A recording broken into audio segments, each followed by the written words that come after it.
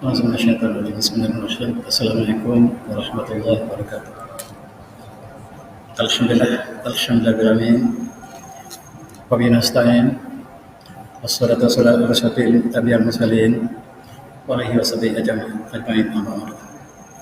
Pak Imam saya berikan penazir seluruh tata kuasa masjid muslimin yang dirahmati Allah sekalian.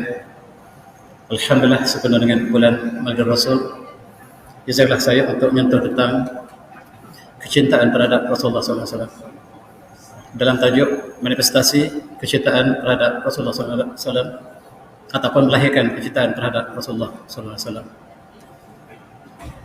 Kita mulakan dengan ayat surah Al-Fatih. A'udzu minasyaitonir rajim.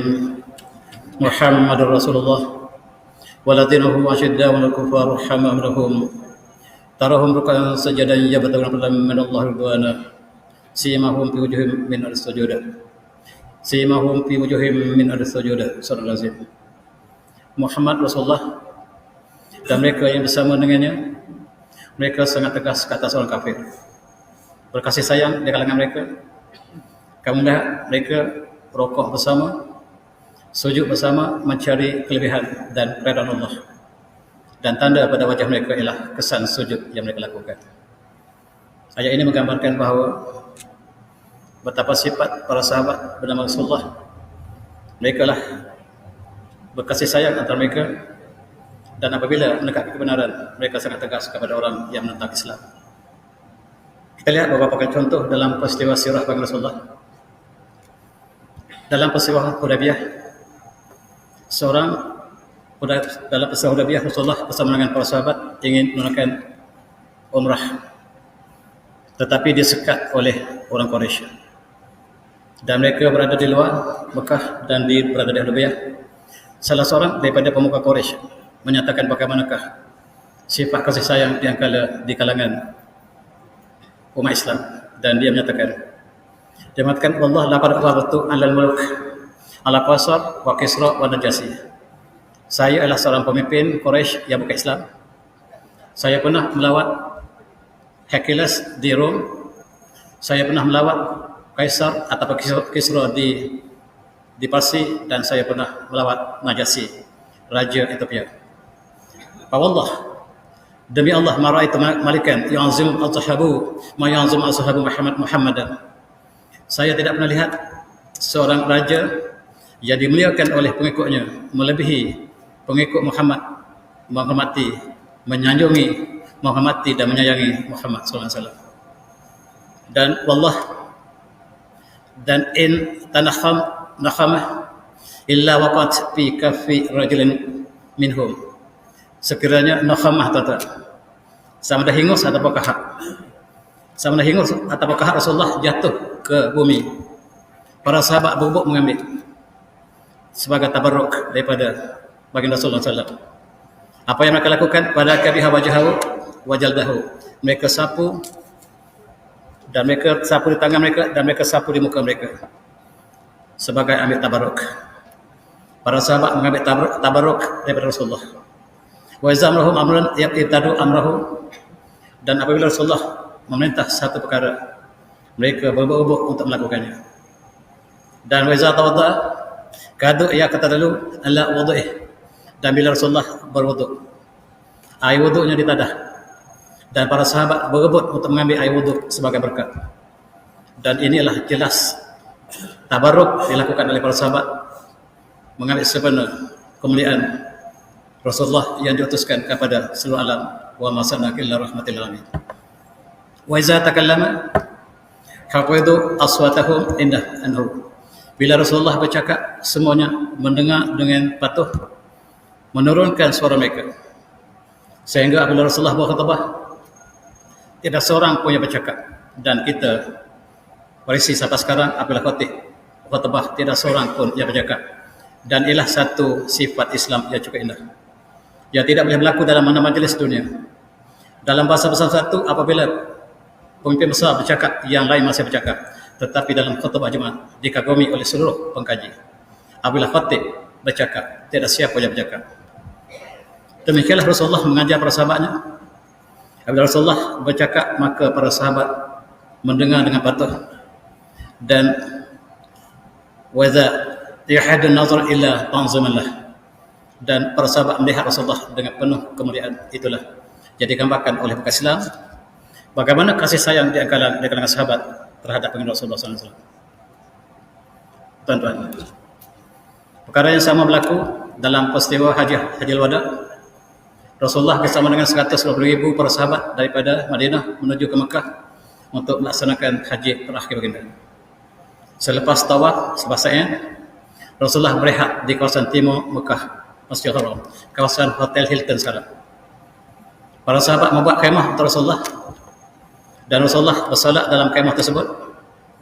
Bilal menadah air wuduk Rasulullah, dan Bilal bergembira menceritakan, saya ada satu berita gembira, iaitu Bilal mempunyai air tadahan wuduk Rasulullah. Dan Rasulullah selepas itu bila keluar dari kemah menceritakan bahawa saya ada satu berita gembira. Maksudnya air bekas wuduk Rasulullah satu benda yang besar di kalangan sahabat, dan ialah tanziman lahu, sebagai satu penghormatan Rasulullah. Maka dikatakan wasalla bin nas summa jalan nas ya'khudhu bi yadihi asy-syarifah fa yamsahu biha wujuhahum, dan Rasulullah, para sahabat mengambil air tersebut dan mereka sapu pada mereka, dan seorang sahabat bernama Abu Juhaifah mengatakan fahastu bi yadi Rasulullah, ya Rasulullah sallallahu alaihi wasallam, wa antu ala wajhi, saya bersalam kepada Rasulullah dan saya ambil tangan saya letakkan di muka saya. Wa iza hiya abrad min thalj, tangan Rasulullah lebih sejuk daripada salji. Wa tabi'at rihan min al-misk, dan lebih harum daripada kasturi. Ini menggambarkan bagaimanakah kecintaan para sahabat, dan mereka bersama Rasulullah berkasih sayang dan tegas terhadap mereka yang kafir. Dan satu kisah yang juga menggambarkan para sahabat begitu sayang. Sahabat Rasulullah bernama Khubayb radhiyallahu anhu ditangkap oleh orang Quraisy dan dihukum bunuh. Lalu ketika hukuman akan dijatuhkan, akan disula, salabuhu, akan disula Khubayb, dan diberikan satu tawaran istimewa kepada Khubayb. Kata pemimpin Quraisy, "Atahibbu anna Muhammadan makanak?" Apakah kamu suka kalaulah tempat kamu ini diganti oleh Muhammad? Maka jawab Khubayb, wallahi la wallahi azim, demi Allah saya tidak rela demikian. Saya tidak rela sekali-kali Rasulullah mengambil tempat saya. Bahkan sekiranya duri terkena kaki Rasulullah, saya tidak rela. Ini sifat bagi para sahabat yang bersama Rasulullah. Mereka berkasih sayang, dan kita juga mengikuti kasih sayang pada Rasulullah. Dan setakat manakah kasih sayang kita? Apakah semata-mata kasih sayang, ataupun kita laksanakan apa yang diturunkan kepada Rasulullah SAW, yang diturunkan Al-Quran dan sunnahnya? Itulah kecintaan kita lah, kita melaksanakan tuntutan tersebut. Ada satu kisah lain yang saya ingin berkongsi. Selepas baginda Rasulullah wafat dan Bilal yang ditugaskan sebagai muazzin sepanjang hayat Rasulullah, Bilal tidak boleh lagi azan, sebab apabila sampai kalimah asyhadu an la ilaha illallah, asyhadu anna Muhammadar Rasulullah, dia tidak boleh meneruskan azan. Dan dia sangat sayu apabila dia menyebut asyhadu anna Muhammadar Rasulullah dalam azannya, dan dia minta izin untuk berundur di Madinah. Dia tidak boleh menyebut Muhammad lagi. Hatinya begitu sayu, dan ketika Rasulullah sampai ke Madinah, seolah-olah cahaya yang melimpah di Madinah. Tetapi para sahabat mengatakan tidak ada hari yang paling sedih kecuali ketika hari kewafatan Rasulullah. Dan dia sangat menikam hati Bilal, sehingga Bilal berundur ke Syam. Bilal berundur ke Syam semata-mata dia tidak dapat menyebut azan, lebih bagi kalimah Muhammad Rasulullah. Satu masa, selepas sekian lama, Bilal kembali ke Madinah. Para sahabat minta supaya Bilal azan sekali lagi. Maka dengan perasaan sedih pilu diazankan oleh Bilal. Maka seluruh para sahabat di Madinah bercucur air mata. Bukan saja Bilal, mereka mengingatkan kembali kisah detik-detik bersama Rasulullah SAW, dan begitulah menggambarkan kecintaan mereka kepada Rasulullah. Tentu ayah samati, dalam satu hadis diriwayatkan oleh Imam Ahmad Bakal Rasulullah Yaman. Wa qalu ma yubka ya Rasulullah. Satu hari Rasulullah menangis selesai esok. Para sahabat bertanya, ma yukika ya Rasulullah, apakah gerangan Rasulullah menangis? Maka jawab Rasulullah, qala ishtaqtu ahbabi, saya sudah merindui kekasih saya. Maka para sahabat bertanya, awalasna ababuka ya Rasulullah, apakah kami semua ini depan Rasulullah ini bukan kekasih Rasulullah? Qala la, bukan Rasulullah, kamu bukan kekasih saya, tetapi kamulah antum ashabi, kamulah sahabat saya yang rapat. Adapun amma ahbabi wa qaumu yatimin ba'di yu'minu bi wa lam yaruni, dan kekasih yang saya maksudkan tadi, mereka belum ada. Sekarang mereka belum ada, mereka akan lahir kemudian. Mereka beriman dan mereka tidak pernah lihat saya, itulah yang saya rindui. Mudah-mudahan kita sebahagian daripada hadis ini. Kita tidak pernah lihat Rasulullah, tak pernah lihat sahabat Rasulullah, tabi'in pun tidak barangkali. Yang kita lihat adalah tabi'in. Yang datang ke negara kita adalah hanya sedagar yang amanah. Yang datang bukan tentera Islam yang masa kita Islam, tetapi yang datang adalah tentera ataupun saudagar yang amanah. At-tajir as-sadiq man nabiyyin was-siddiq wa syuhada. Dalam sahadis serta mengatakan saudagar yang amanah, yang sangat amanah bersama dengan para anbiya, para syuhada, para salihin. Alangkah indahnya tuan-tuan yang terlibat dengan bisnes, ada peluang yang besar untuk bersama dengan para anbiya, para salihin, para syuhada, dengan syarat menjadi saudagar yang amanah. Dalam hadis tadi disebut at-tajir as-sadiq, saudagar yang amat amanah, bukan setengah amanah, sangat amanah, bersama dengan para anbiya, para syuhada, para salihin. Dan itulah kita menemukan Islam dan cahaya Islam sampai ke negara kita. Alhamdulillah. Tuan-tuan semati, a'udzu minasyaitonir rajim. Qul in kuntum tuhibbuna fattabi'uni yuhibbukumullahu wa yughfir dzunubakum wallahu ghafurur rahim. Katakanlah Muhammad, sekiranya kamu cintakan Allah, ikutilah aku. Nescaya Allah cinta kepada kamu. Nescaya Allah mengampunkan dosa kamu, dan Allah Maha Pengampun lagi Maha Penyayang. Cinta Allah, cinta Rasul tidak dapat dipisahkan. Siapa yang cintakan Allah, ikuti Rasulullah, ikuti sunnah dan Al-Quran yang dibawa Rasulullah, dan menggambarkan kecintaan kita kepada Rasulullah ialah kita melaksanakan hukum Allah. Itulah sebesar-besar bukti kecintaan kita. Dan nescaya Allah akan cinta kamu, Allah akan mengampunkan kamu, Rasul kamu, dan Allah Maha Pengampun lagi Maha Penyayang. Dalam satu hadis yang diriwayatkan oleh Muslim, Rasulullah bersabda, la yu'minu ahadukum hatta akuna ahabba ilaihi min walidihi wan nas ajmain. Muttafaqun alaih. Tidak beriman seorang daripada kamu sehinggalah aku, kata Rasulullah, dikasihi lebih daripada ayahnya, lebih pada anaknya, lebih daripada seluruh manusia seluruhnya. Dan sekiranya masih ada kesayangan kita pada selain pada Rasulullah, maka iman masih belum sempurna. Tidak beriman, tidak sempurna iman seorang pada kamu sehinggalah aku dicintai lebih daripada ayah, manusia, adik, anak, dan manusia seluruhnya. Dan marilah kita sama-sama berselawat, sebab Rasulullah bersabda yang diriwayatkan Imam Muslim, man sallallahu salatan sallallahu alaihi biha asyra.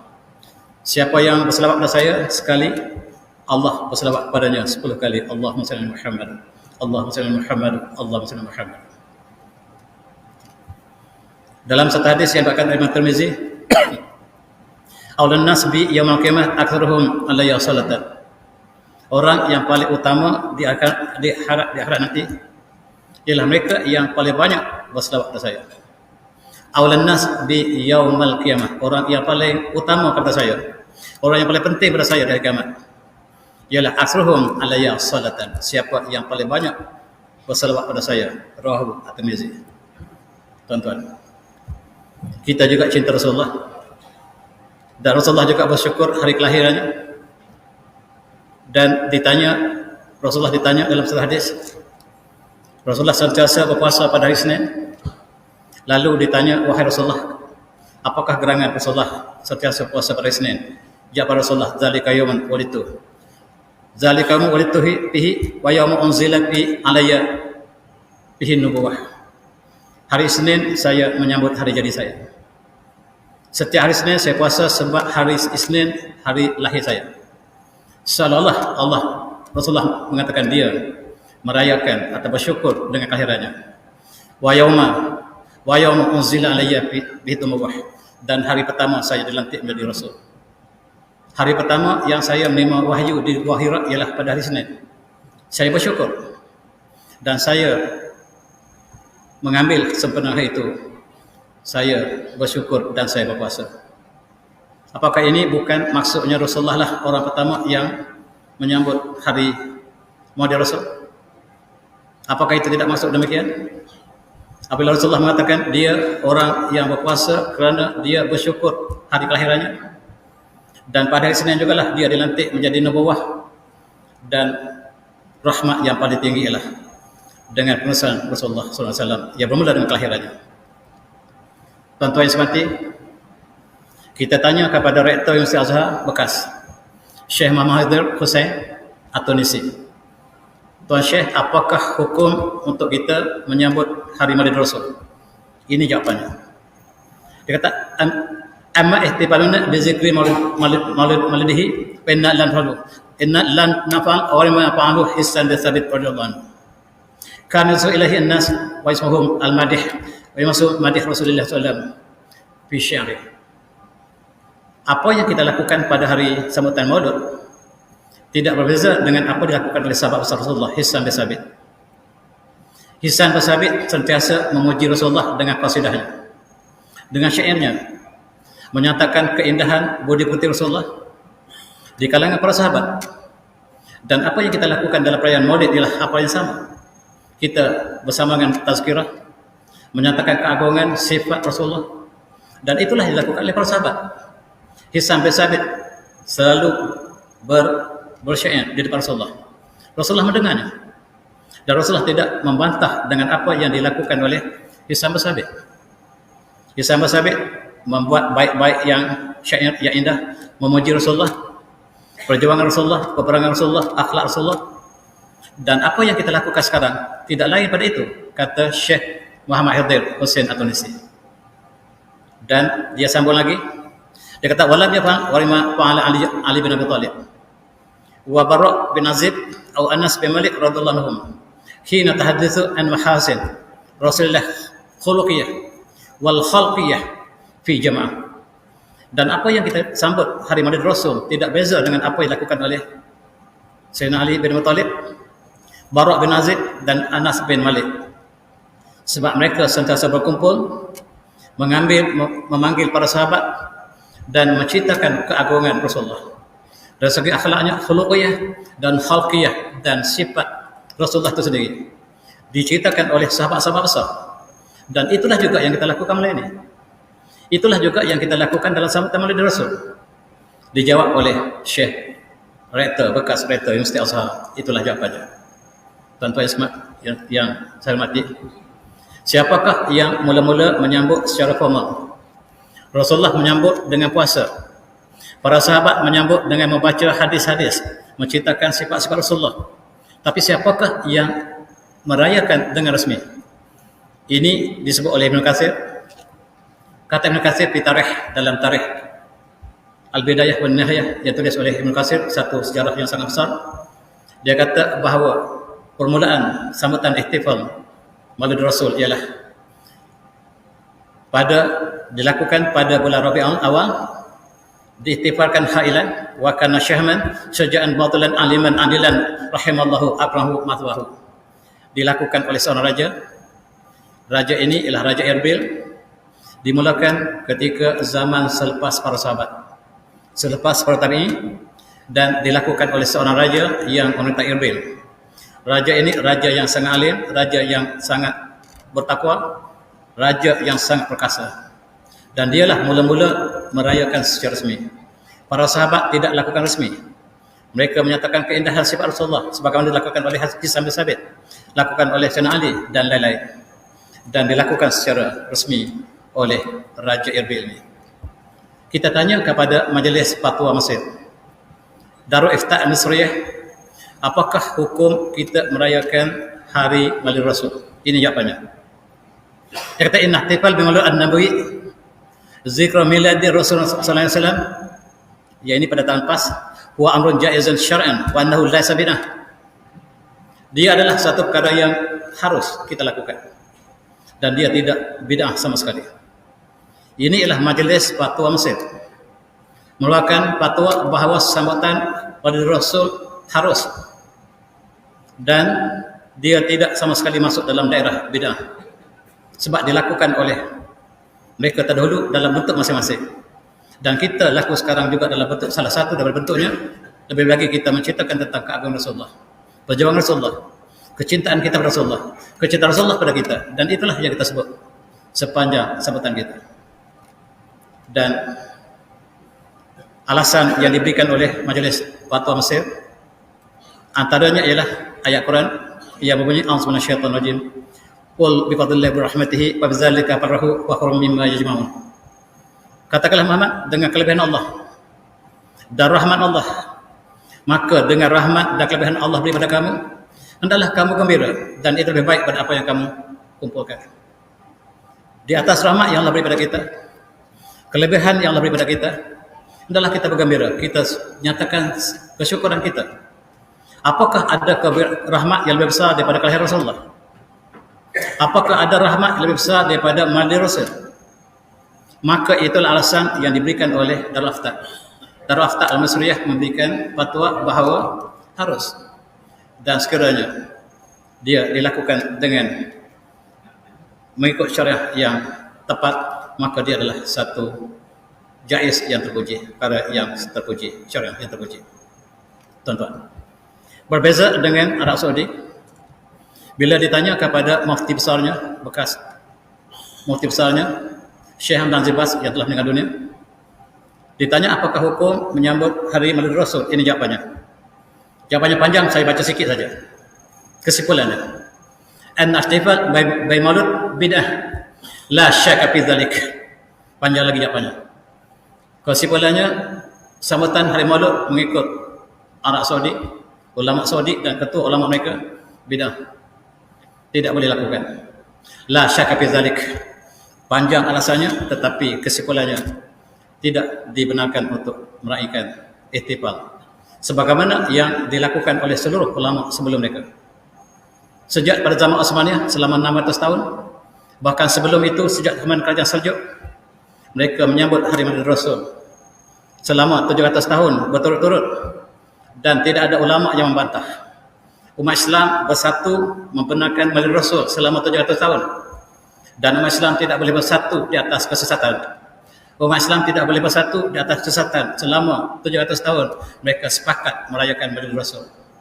Hanya apabila datang kerajaan baru Saudi, mereka mengharamkan. Alasan inilah bid'ah, bid'ahlah dalalah, sesat dalam neraka. Mereka yang ihtifal Maulid Rasul dalam neraka. Itulah kesimpulan dilakukan oleh mufti besar Mekah. Kita tanya mereka, apakah boleh meraihkan Hari Kebangsaan Saudi? Jawapan sebahagian ulama mereka, digalakkan. Maulud diharamkan, tetapi menyambut Hari Kebangsaan yang disambut pada setiap 22 September ialah tanda kesyukuran. Tanda kita menghargai negara kita terbentuk pada tahun 1932.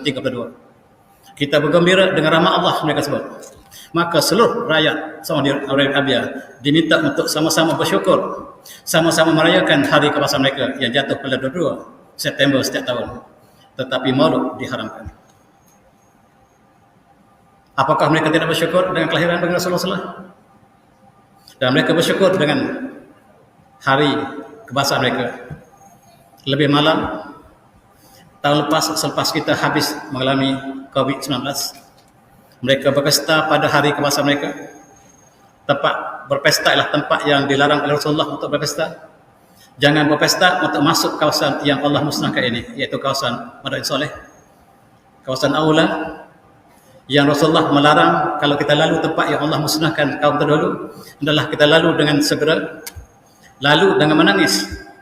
Kalau tidak boleh menangis, tabaka, pura-pura menangis. Tetapi mereka berpesta. Mereka mengharamkan benda Rasul, tetapi mereka membenarkan sambutan besar-besaran, termasuklah mereka mengadakan konsert sebagaimana kita lihat di sini. Dan mereka dapat standar dalam kesyukuran. Demikian juga pada hari kelahiran negara mereka pada 22 hari bulan 2, dan mereka meraihkan 2 hari kebangsaan setiap tahun. Pertama ialah hari kebangsaan mereka pada 2 hari bulan September, dan yang kedua adalah 22 hari bulan Februari. Ialah hari lahir tertubuhnya negara Saudi Arabia. Malam ini saya ingin berkongsi tuan, marilah kita lapang perasaan kita. Kita mendalami bagaimanakah terbentuknya kerajaan Saudi Arabia yang dibina di atas runtuhan Kerajaan Osmaniyah.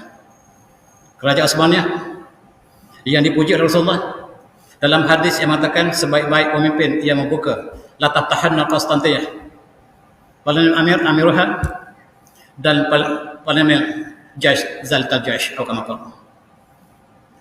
Konstantinopel akan dibuka oleh pemimpin yang terbaik, dan tentera yang terbaik ialah bersama dengan pemimpin yang membuka Konstantinopel. Dalam sejarah, Konstantinopel dibuka oleh Sultan Muhammad Fatih.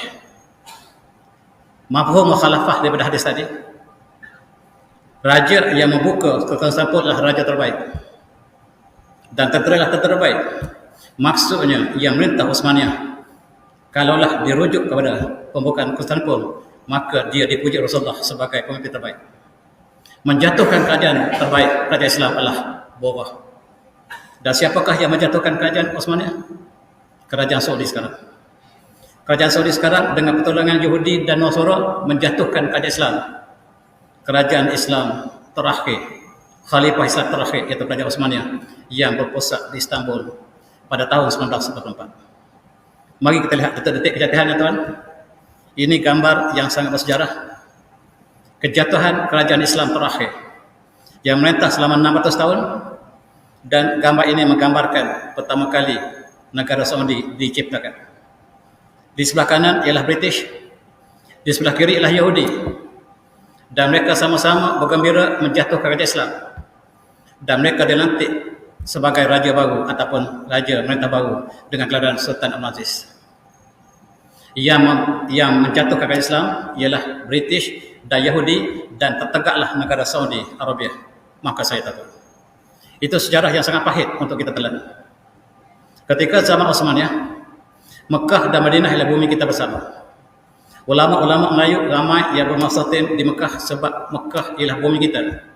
Kita tak perlu ambil visa sebab itu bumi kita sendiri. Kita lihat Syekh Ahmad Patani, Syekh Dak Patani, Syekh Muhammad Asy'al Banjari, dan ramai tokoh-tokoh kita yang duduk di Mekah, mengajar di Mekah sebab Mekah ialah bumi kita bersama. Itu ketika kerajaan Utsmaniyah. Kerajaan Utsmaniyah bertapak selama 600 tahun.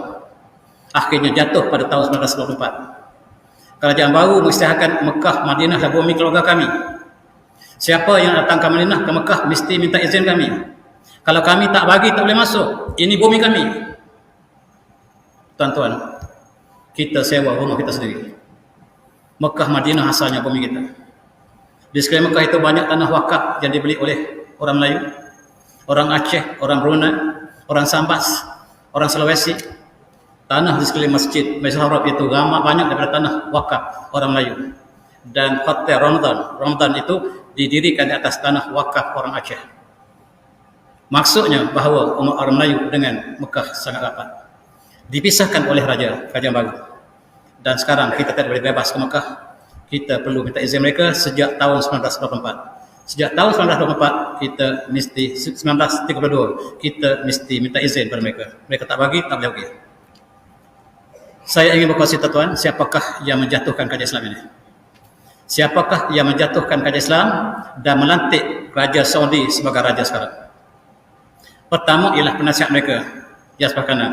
Namanya Captain Shakespeare. Captain Shakespeare lah yang merancang untuk hancurkan Islam di Semenanjung Arab. Sakibaki Utsmaniyah, keluarga Rashid yang masih berkuasa di kawasan Semenanjung Arab, diperangi habis-habisan oleh British, dan panglima perang British adalah Captain Shakespeare yang sebelah kanan. Yang menukuhkan Saudi juga ialah orang kedua daripada kanan, ketua Yahudi dunia. Namanya Sir Percy Cox. Dialah yang menentukan sepadan Saudi. Asalnya Najaf, sangat sempit. Dia menangis di depan Yahudi ini dan Saudi.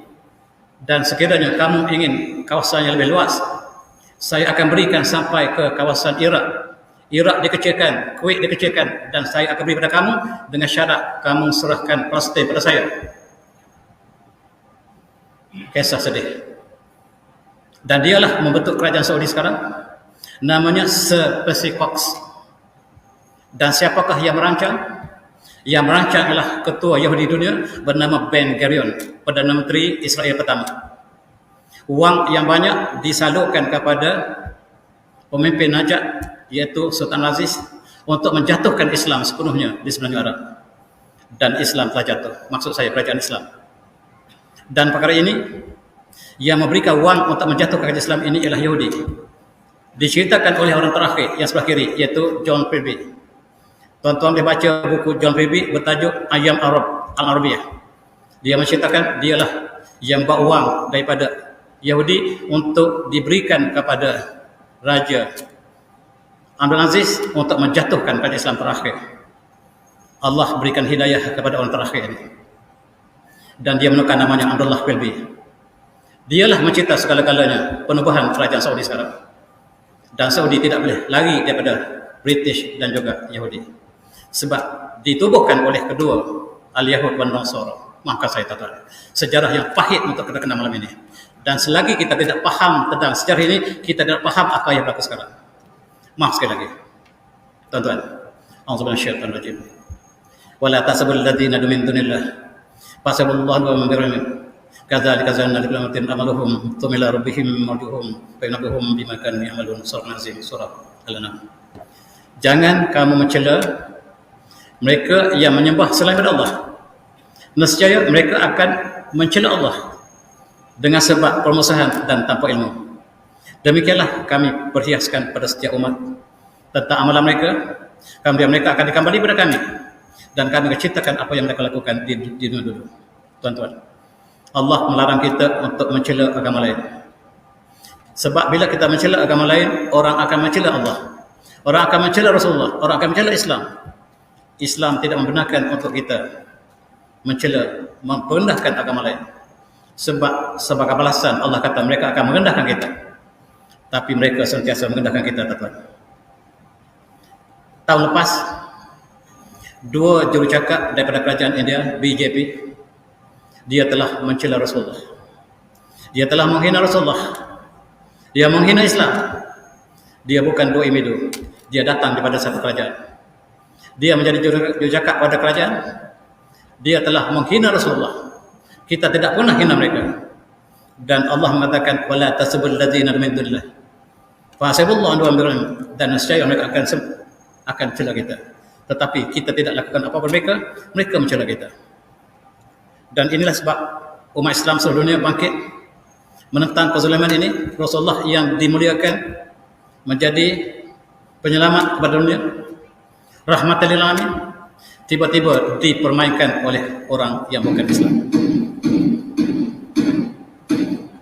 Kita bagi ruang tanya, silakan.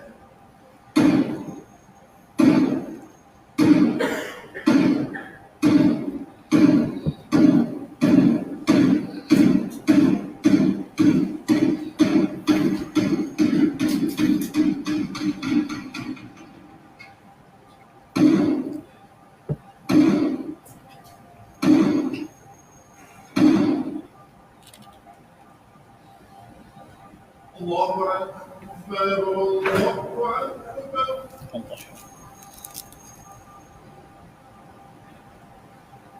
Allahu Akbar, Allahu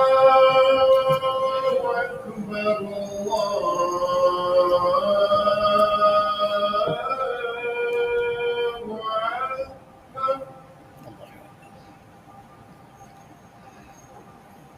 Asyhadu an la ilaha illallah.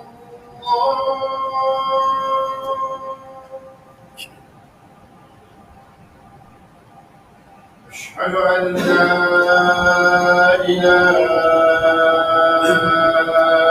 إلا الله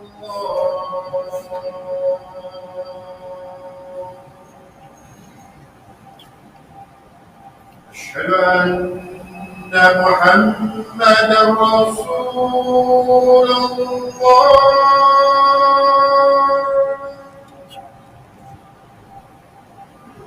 أشهد أن محمدا رسول الله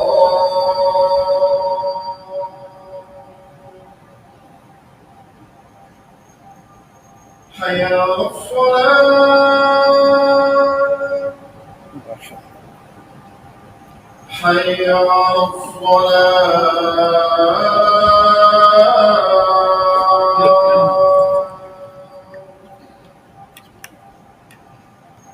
حي على الفلاح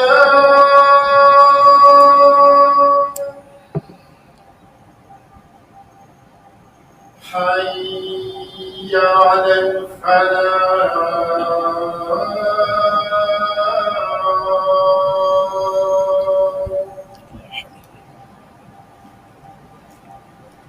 الله أكبر الله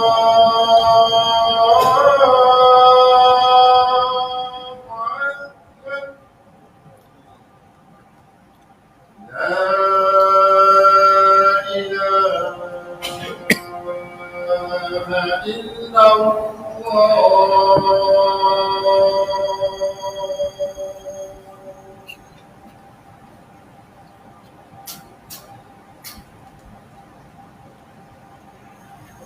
Alhamdulillah, saya masih lagi.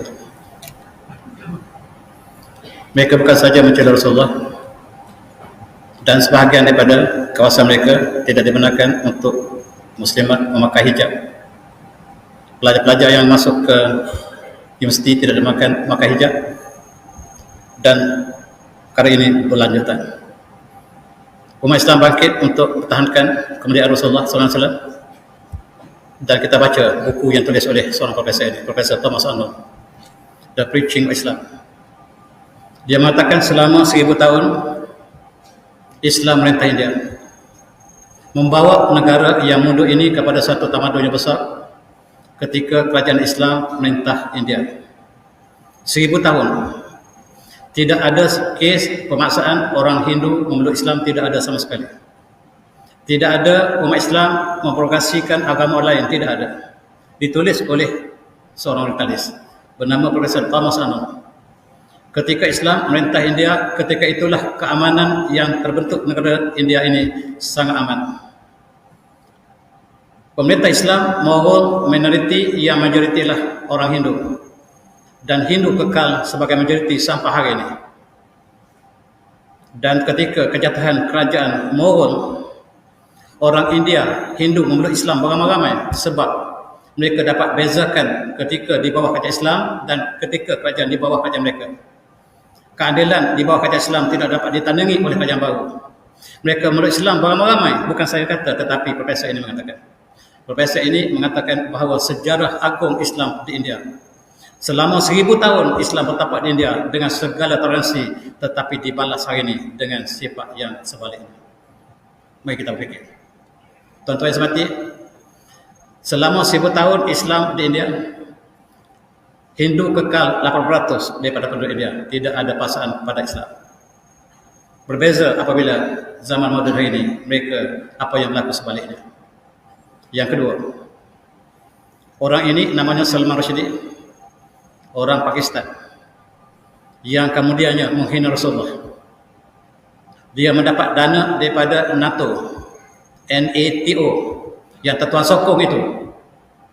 Dia mendapat bantuan daripada Kesatuan Eropah, Amerika di belakang orang ini. Dia menulis buku menghina Rasulullah, tajuknya The Satanic Verses, dan dia sebut Rasulullah sebagai Muhammad, anjing. Maka umat Islam bangkit.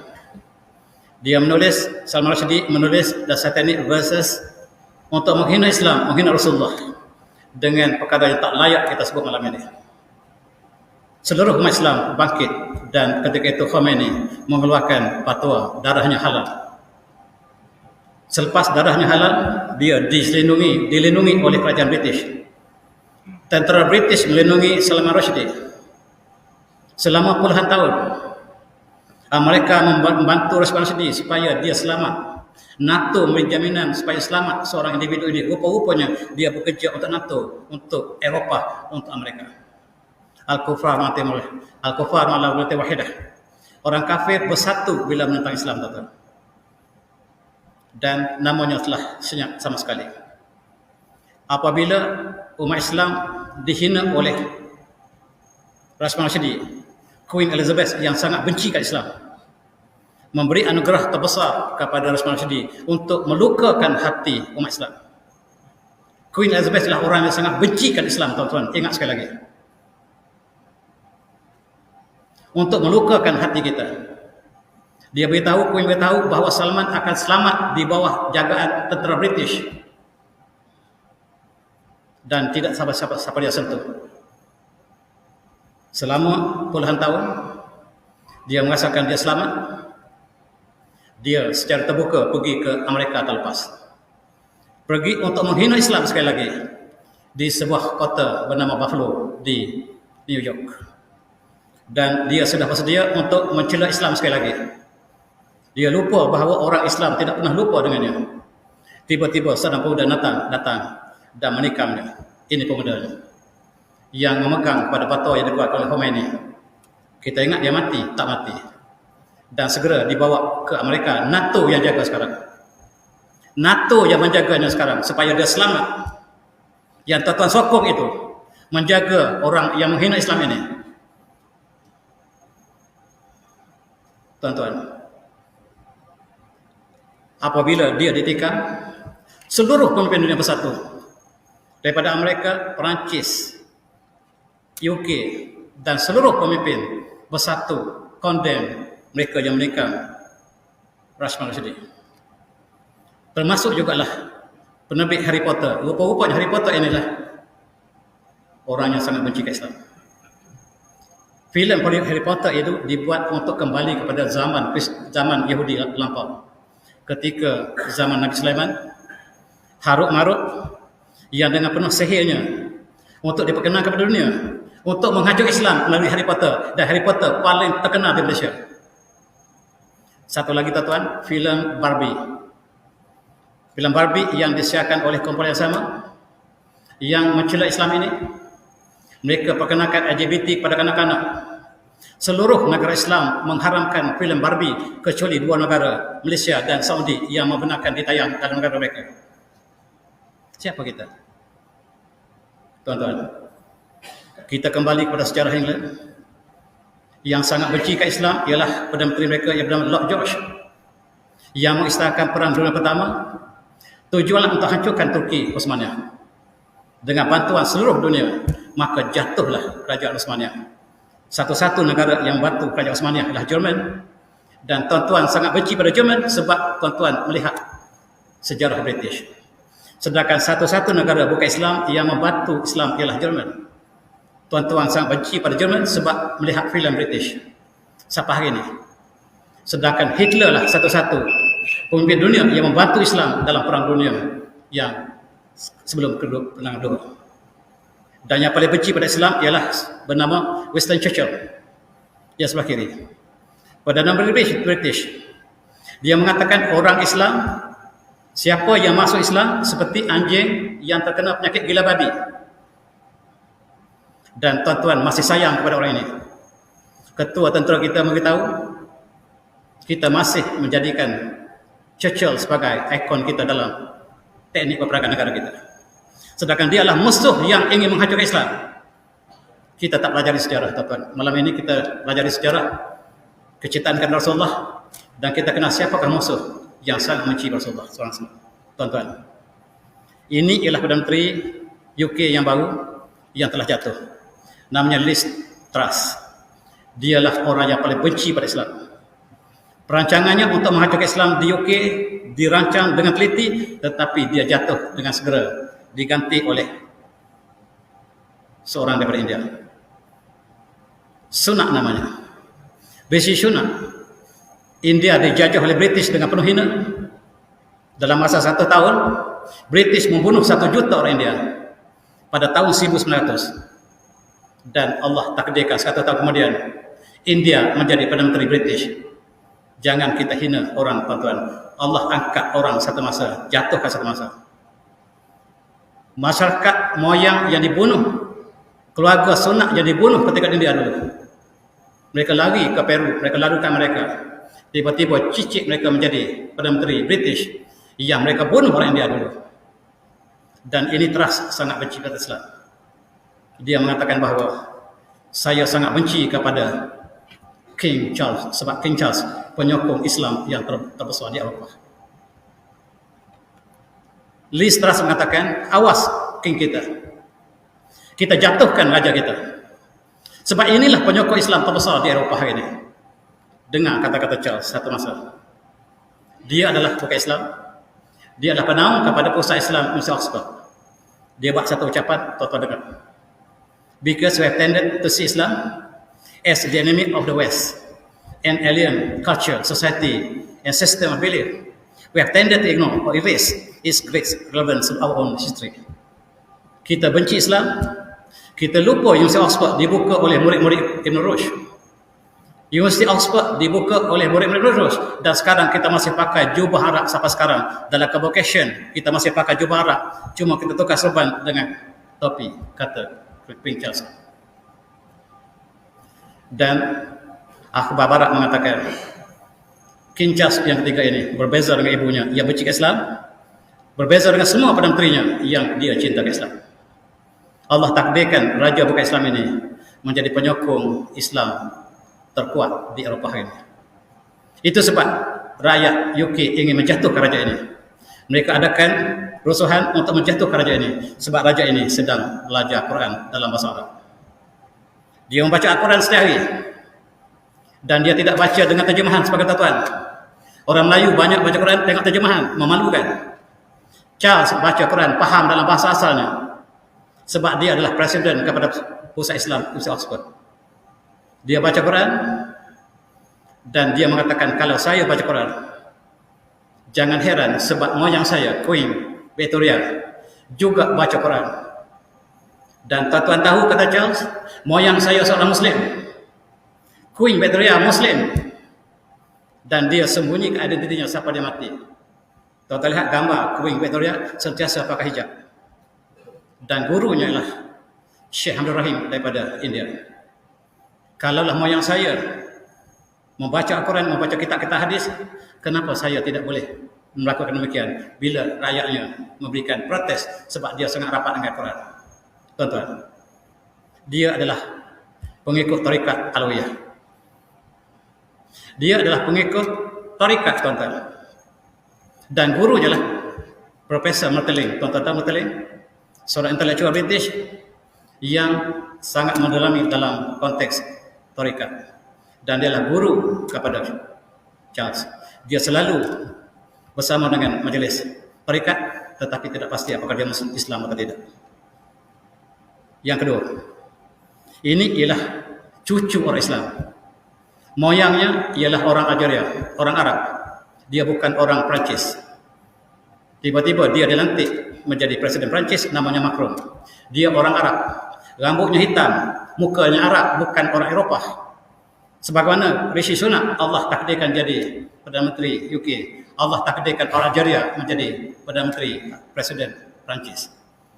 Dan moyangnya masih Muslim. Dialah, bilakah dia murtad, wallahu alam, tetapi sampai ke diri dia murtad dan dia musuh Islam. Dia menggalakkan melukis kartun untuk memburukkan Rasulullah di Perancis.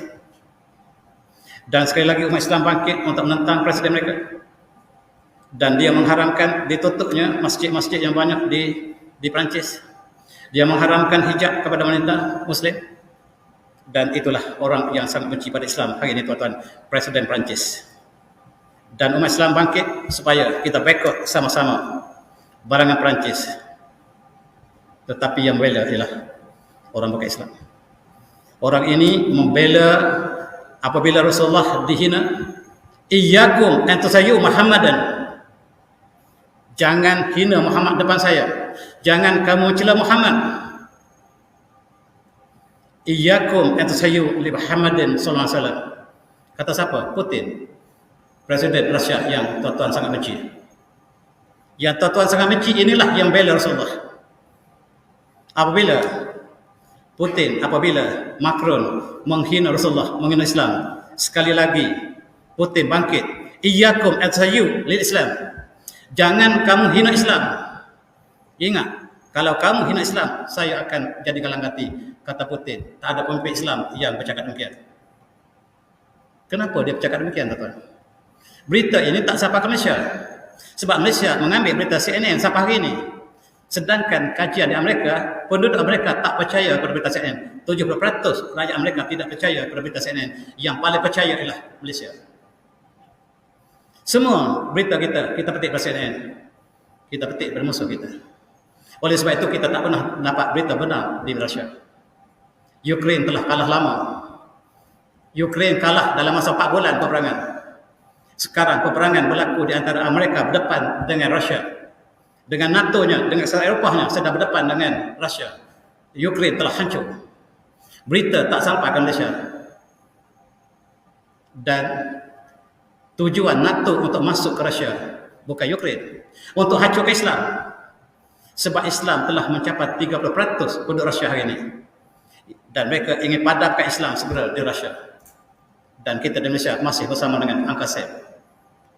Tuan-tuan, Putin sebagaimana Charles membaca Al-Quran setiap hari. Di atas mejanya sentiasa Al-Quran. Ini sebab tuan-tuan sangat benci pada dia. Dan dia pergi ke Saudi. Saudi memerangi jirannya Yaman yang sangat-sangat miskin. Saudi bersama dengan Amerika, negara yang paling canggih, menghancurkan Yaman, negara yang paling miskin. Apakah yang disebut oleh Putin kepada pemimpin Saudi? Dia sebut wa'tasimu bihablillah. Wa'tasimu bihablillah jami'an wala tafarraqu. Berpeganglah kamu dengan tangan Allah, jangan kamu bercerai-berai. Kamu berpisah dengan Turki.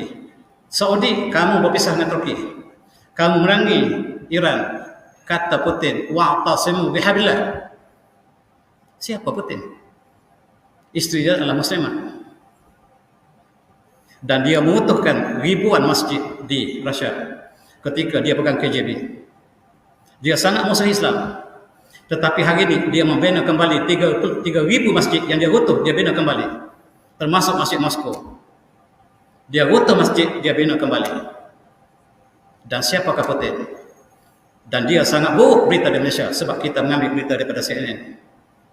Dia membaca Al-Quran sama seperti Charles, dan dia banyak bercakap bahasa Arab. Malu kita orang Malaysia yang 500 tahun sudah Islam tapi baca Quran masih tengok terjemahan. Memalukan. Malam ini malam cinta Rasulullah. Maka saya kata, A'udzubillahi minasyaitonir rajim. Walan tada'an kalihud wa nasara hatta tabi'u millatahum. Tidak menggerak pada kamu Yahudi dan Nasara sehinggalah kamu ikuti agama mereka. Kita lihat di barat, mereka menghina Rasulullah dengan tulisan kata mereka. Di Denmark, di Sweden mereka membakar Quran.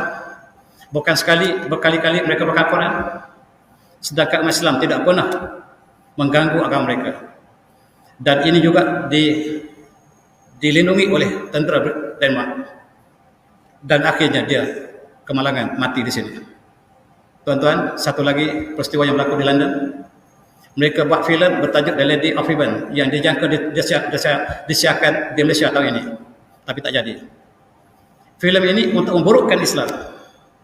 Filem ini memburukkan keluarga Rasulullah. Lebih lagi Fatimah Zahra, Fatimah binti Rasulullah SAW diburukkan dalam filem ini. Diedarkan oleh Sangwon yang dicadangkan untuk masuk Malaysia bersama dengan filem Barbie. Filem Barbie itu jelas untuk menghina Islam.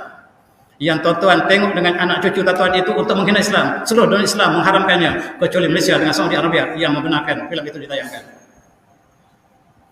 Sekarang Sign World Cinema mengedarkan filem untuk menghina Islam bertajuk The Lady of Heaven. Dan tuan-tuan, kali ini profesor yang bangkit. Profesor di University of Oxford yang Muslim, Manchester, Birmingham kembali keluar untuk membantah kali ini. Yang membantahlah intelektual kali ini. Dan terpaksalah Yahudi membatalkan filem ini untuk ditayangkan buat sementara. Siapakah di belakang filem ini? Ini orangnya, yaitu Yasir Al-Habib, kawan kepada Salman Rushdie. Dia mengajak pemuda-pemuda Islam di UK untuk bersamanya sebab dia mengatakan kami sudah ada calon Imam Mahdi. Calon Imam Mahdi akan timbul tahun ini. Sebelum Imam Mahdi timbul, kita akan tayangkan filem ini. Kami ada Imam Mahdi di belakang kami. Sayalah, kata Yasir Habib, tuan-tuan bersama kami sebab Imam Mahdi akan muncul. Rupa-rupanya dialah Syiah yang ingin menentang Islam. Rupa-rupanya sebabkan Rashman Rushdie, dia adalah Rashman Rushdie baru yang sebahagian pelajar Malaysia ada mengikut orang-orang ini sebab serbannya lebih besar daripada mahguru kita. Tuan-tuan, rupa-rupanya dari Heaven ini perancangan New World Order. Mereka bersatu untuk menghancurkan Islam. Dalam filem yang disiarkan oleh kartun kanak-kanak, banyak yang menghancurkan Islam, termasuk filem The Beast. Kartun The Beast yang disiarkan di Malaysia, itulah untuk menghancurkan Islam. Tuan-tuan, akhirnya terpaksalah Sains Cinema tutup filem ini, ditangguh buat sementara. Mereka cadang untuk bawa ke Malaysia tahun ini.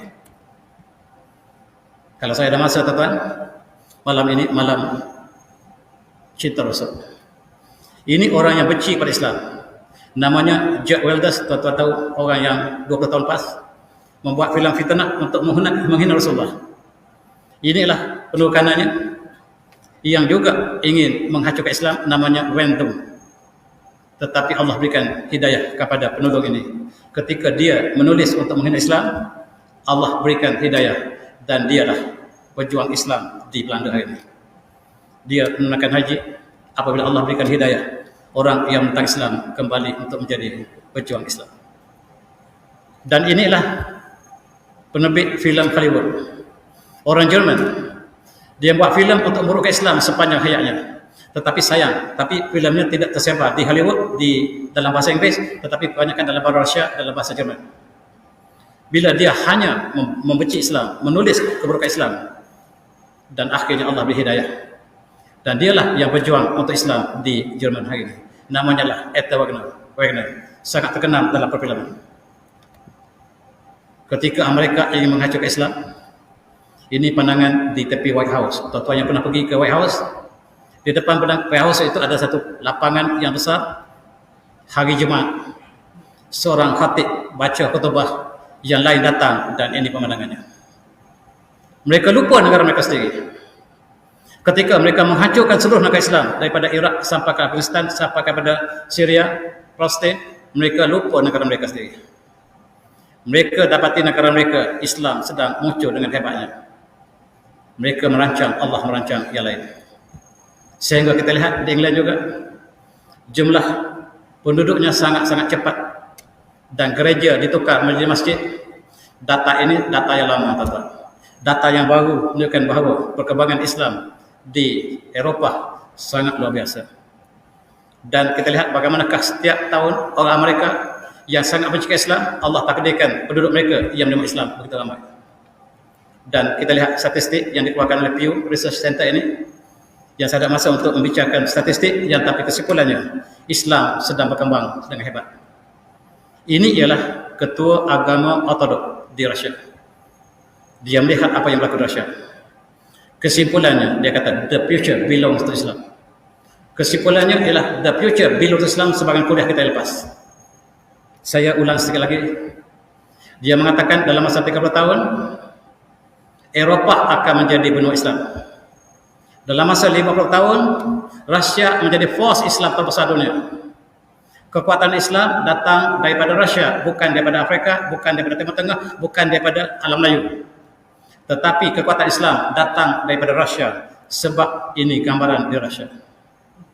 Di Masjid Moskow, di Saint Petersburg, Masjid Biru, tuan-tuan pergi ke Saint Petersburg, kita lihat manusia keluar dan sangat menakutkan. Dan mereka menjangkakan pada tahun Sekarang jumlah umat Islam di Rusia 30%. Penduduk Rusia sekarang 300, hampir 300 juta. Kalau 30%, hampir 1 juta umat Islam. Penduduk Islam yang paling ramai dunia adalah Rusia. Itu sebab Amerika, NATO, Eropah bersatu untuk hancurkan Ukraine, untuk hancurkan Islam di Rusia. Tuan-tuan masih tertipu di Malaysia. Dan ini mufti kita.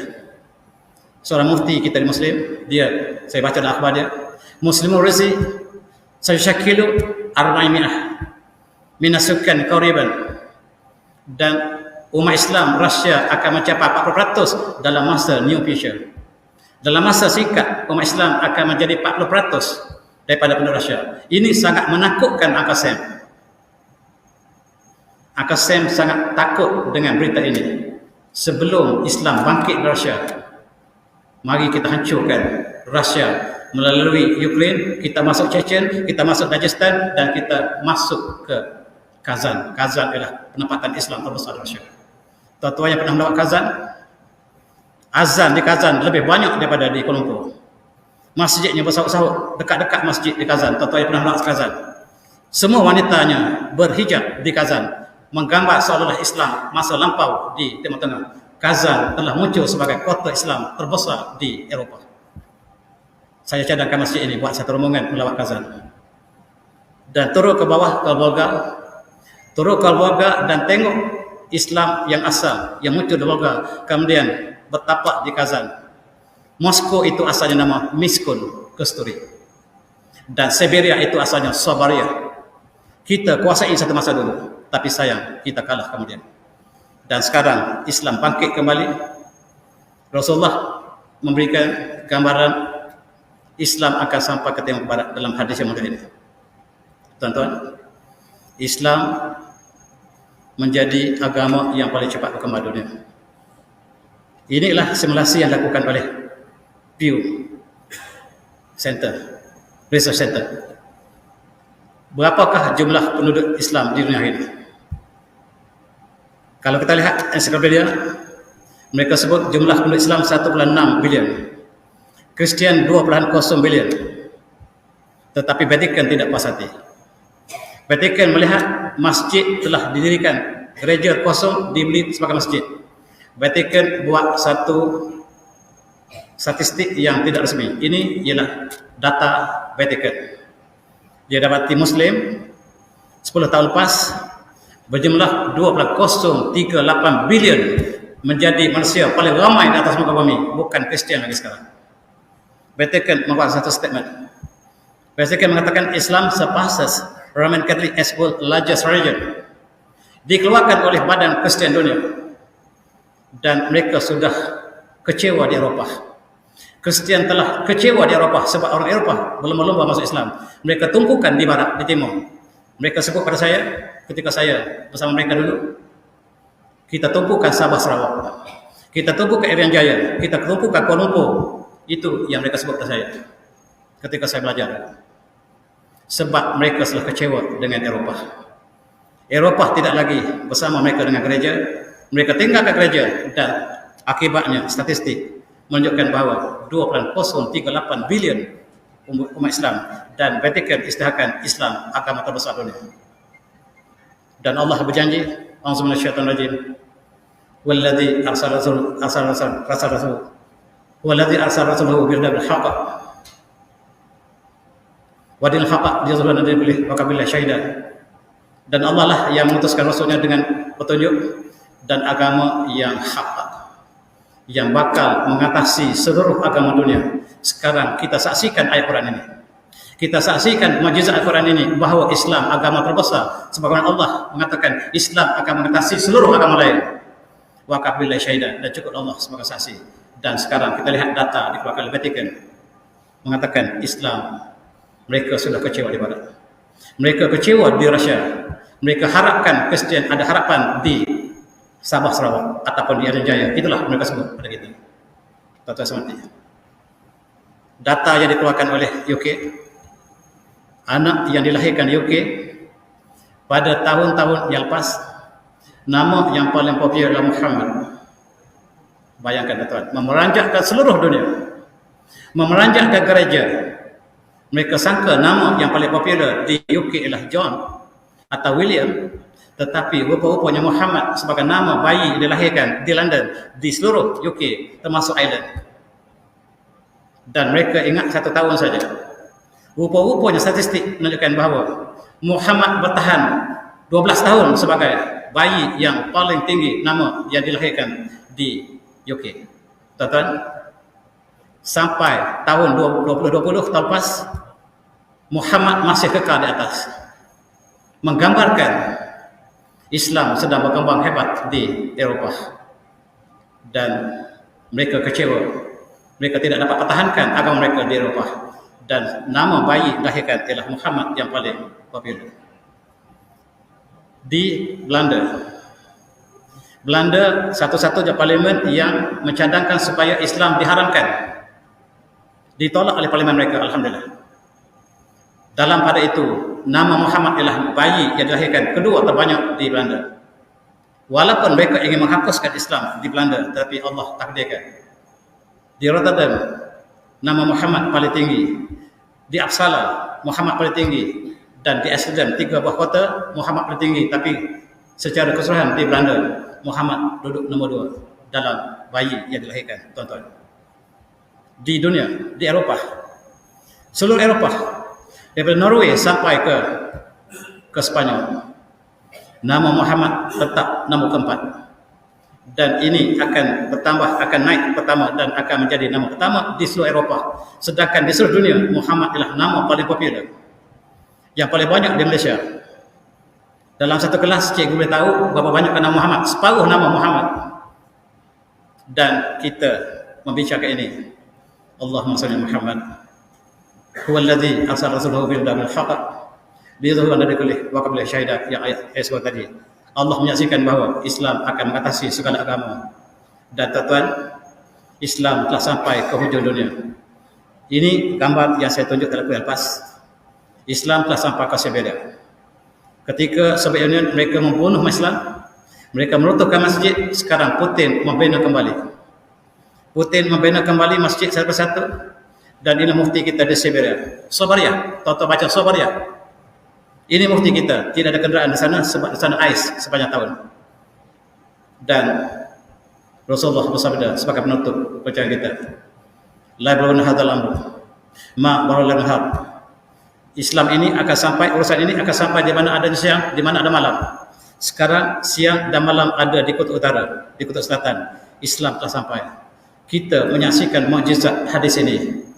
Dalam usia kita, para sahabat tidak menyaksikan bahawa Islam sampai ke hujung dunia. Sekarang kita saksikan Islam sampai di mana adanya malam, di mana siang. Sebab di sini ada malam, tak ada siang. Ada di kutub selatan, ada siang tanpa malam. Di tempat itu Islam akan sampai, dan dia masuk dengan kemuliaan. Walatrullah baita madad wala wabat illa rahullahu hadzadin. Bi'azil aziz, dengan kemuliaan ataupun dengan kehinaan. Islam akan masuk dalam setiap rumah Rasulullah. Dan kita saksikan sekarang, Islam telah sampai ke pinggir dunia, di hujung kutub utara dan di kutub selatan, di Antartika, tuan-tuan. Orang Eskimo telah memeluk Islam beramai-ramai. Saya lebih tahu 10 tahun lepas 3,000 orang Eskimo telah memeluk Islam, dan buat pertama di Edmundscott, tempat kajian di kutub selatan, telah terbina pusat Islam pertama untuk orang Eskimo khususnya, dan gereja belum ada. Pusat Islam telah terbina di kutub selatan Antartika. Tapi sayang, kita pergi researcher kita pergi ke Antartik, tapi tidak menceritakan tentang pusat Islam tersebut. Dan saya minta maaf banyak panjang, dan saya sudahi dengan wabillahi taufiq. Assalamualaikum warahmatullahi wabarakatuh.